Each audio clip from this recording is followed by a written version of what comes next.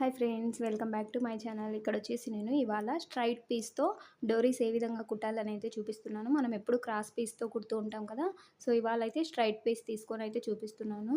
ముందుగా అయితే ఇలా 2 ఇంచుల వెడల్పుతో ఒక స్ట్రైట్ పీస్ తీసేసుకొని ఇలా ఒక పాదం ఇంచు గ్యాప్ ఇచ్చేసి ఒక స్టిచ్ అయితే వేసేసుకోవాలి ఫ్రెండ్స్.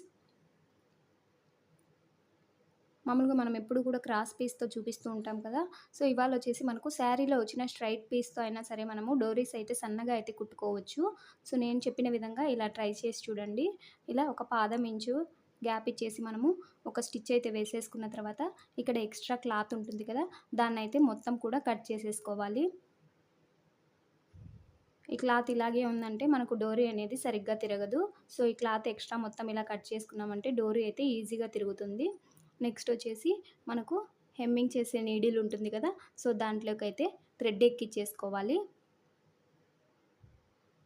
ఇలా నీడిల్ని తీసుకొని స్టార్టింగ్లో లోపల నుంచి ఇలా 2 సార్లు ఇలా స్టిచ్ కుట్టేసుకొని సూదిని అయితే ఇలా బ్యాక్ సైడ్కి తిప్పి మొత్తం కూడా లూప్ లాగా ఒక సైడ్ నుంచి ఇంకొక సైడ్కి నీడిల్ని అయితే లాగేసుకోవాలి. చూడండి, వీడియోలో చూస్తే మీకు క్లియర్గా అర్థమవుతుంది. మన ఛానల్ ఎవరైనా ఫస్ట్ టైం చూస్తున్నట్లయితే ప్లీజ్ సబ్స్క్రైబ్ చేసుకోండి ఫ్రెండ్స్. వీడియో నచ్చితే చివరిలో ఒక చిన్న లైక్ ఇచ్చేయండి. ఇలా మొత్తం కూడా టర్న్ చేసుకున్న తర్వాత ఇప్పుడు చూడండి, చివరిలో ఇలా డోరీని కొద్దిగా లాగుతూ మొత్తం కూడా టర్న్ చేసేసుకోవాలి. ఇది స్ట్రైట్ పీస్ కాబట్టి స్టార్టింగ్లో కొద్దిగా కష్టంగా ఉంటుంది డోరీ అనేది తిరగడానికి. సో కేర్ఫుల్గా ఈ దారం అనేది తెగిపోకుండా నీడిల్లో నుంచి మనము నిదానంగా ఈ డోరీ మొత్తం కూడా మనము టర్న్ చేసేసుకోవాలి. స్ట్రైట్ పీస్ కాబట్టి కొద్దిగా టర్న్ చేసేటప్పుడు కష్టంగానే ఉంటుంది. చూడండి, వీడియోలో చూపిస్తున్న విధంగా కొద్దిగా ఇలా బ్యాక్కి లాగేసుకుంటూ క్లాత్ మొత్తం కూడా మనము డోరీని అయితే రివర్స్ చేసేసుకోవాలి.